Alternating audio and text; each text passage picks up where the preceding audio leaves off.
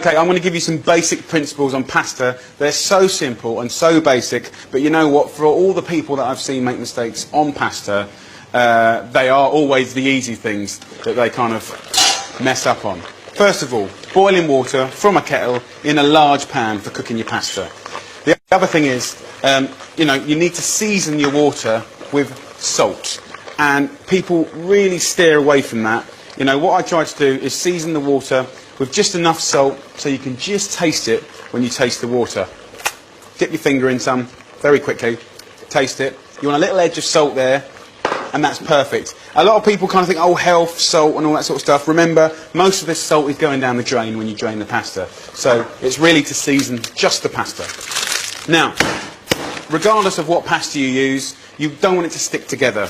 And with linguine, spaghetti and spaghettini, one of the best way to do these kind of long pastas is just get it in your hand like that, get one hand on top, one hand on the bottom, twist it like that, and then when it goes into the pan and you drop it, it'll kind of lay in such a way that it doesn't really stick half as badly as when you don't do it. As soon as the pasta goes in, the temperature will always go down.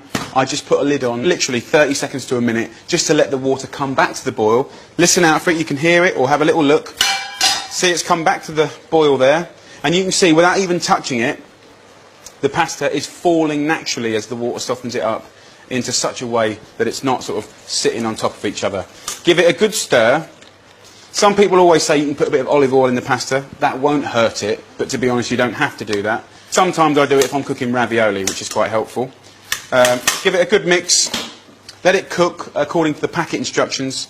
And one of the biggest tips for pasta is always save a cup of the starchy water. You might not need all of it, but when you're tossing that sauce and the pasta together, just a few little swigs of that starchy water will help to really loosen the pasta up to be elegant and delicate and delicious as it should be, and as you get it in Italy.